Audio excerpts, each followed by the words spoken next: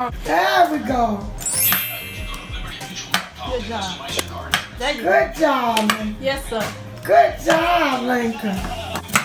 Good job. Yay! Good job. Okay, y'all, it's Thanksgiving time, and I got a lot going on in this kitchen. So what I'm gonna do now, I'm getting ready to make my sweet potato pies.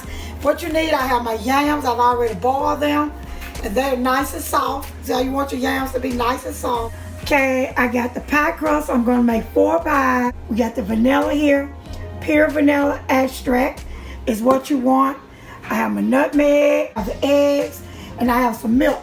Show y'all how to make this nice pie, okay? I normally do 2 eggs per pie. Gonna do this. And you need eggs in your pie because you ever ate a person's pie, you picked it up and it just fell apart. They probably didn't put any eggs in it. What you want to do is mash your potatoes up really, really nice. You want a nice, smooth pie. And I like to go ahead and sort of put a little bit of everything in. That way everything is in the potato. And what I do is I just cover the entire top with the ingredient. You want some nutmeg in here. You see how white it is? I'm just gonna cover all the sugar with nutmeg. I'm only measuring this vanilla because I'm doing this for you all. I never measure my vanilla. This is a tablespoon, and I know it's gonna take more than this. I can look at it. So that's 1 tablespoon. That's 2. But you wanna get this nice and smooth.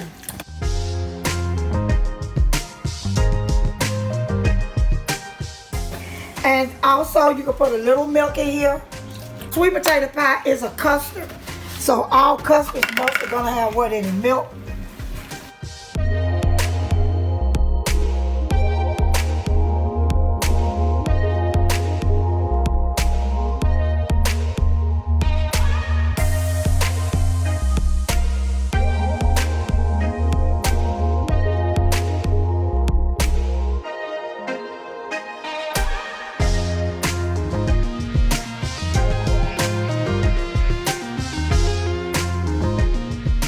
Then you just take it up and just shake it down just like that. If you wanted to make it stand up, you could just take your fingers and do this in between like this all the way around.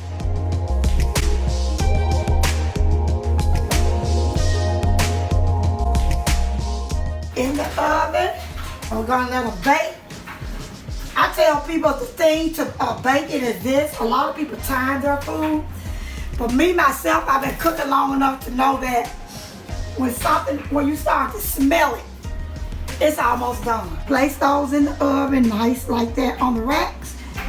And we got it going at 375. Remember I told you you're gonna know that your pie is almost done because it starts, I'm smelling it now. So just pull your rack out a little bit and see, watch this when I touch this pie.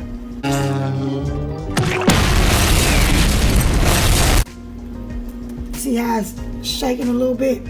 That lets me know that it's still soft on the inside.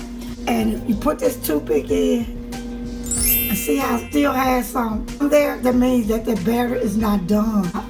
5 or 10 more minutes, that pie will be ready. Okay, I can smell them and see how they have that little crease. And something else I'm gonna tell y'all a key. So when you bake it, always remember that the product when you bake it, cookies, cakes, pies, or anything, is hot. So it's gonna finish cooking on the pan.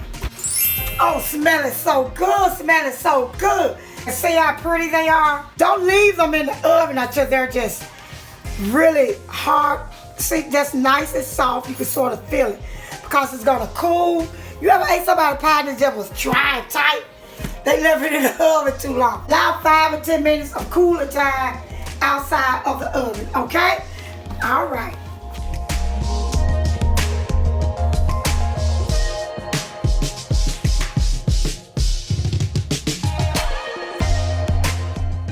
Okay, now you're going to layer your bananas and your cookies in your bowl. You're going to slice them.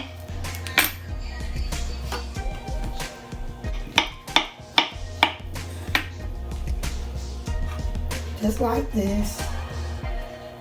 Just gonna keep going until they're all done.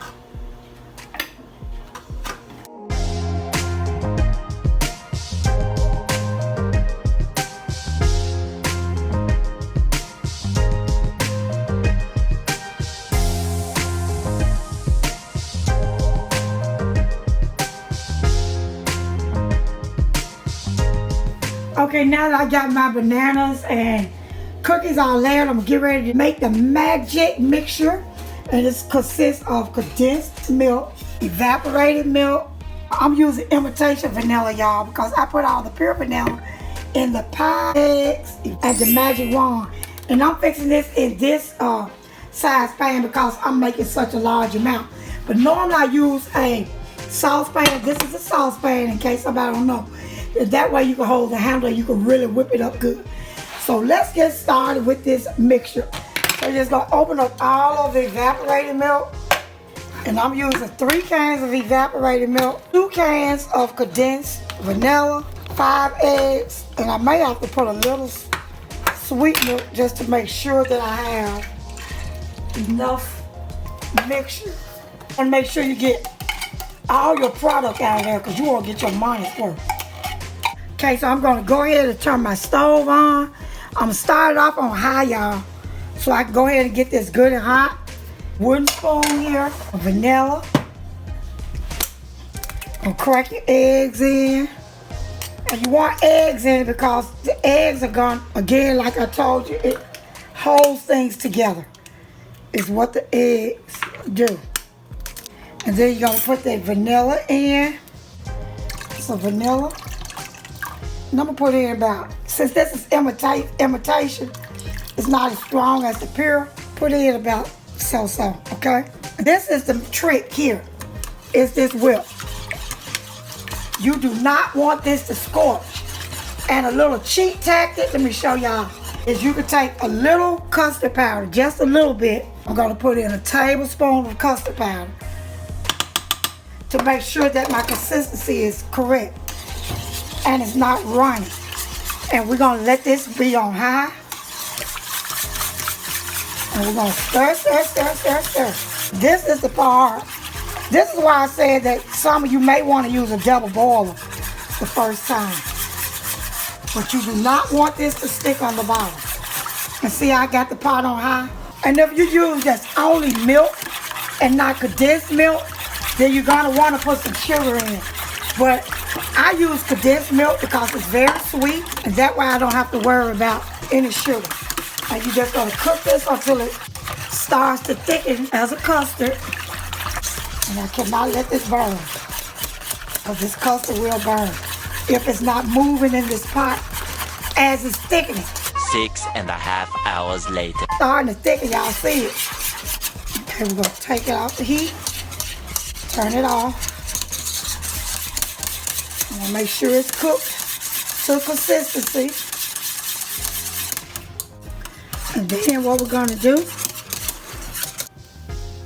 and you're gonna just pour it. And you're gonna fill each container.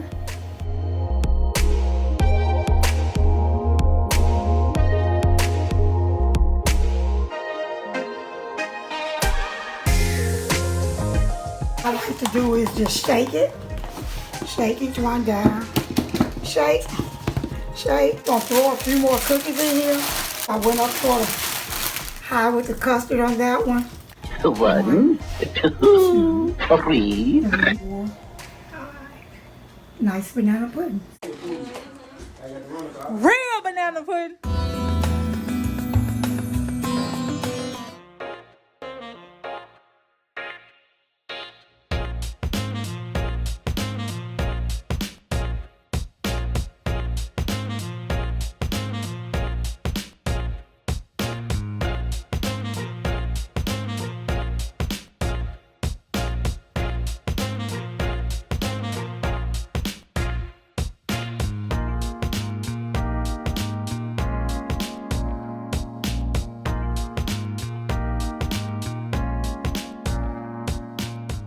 You always want to mix your dry ingredients thoroughly before you put the anything wet in.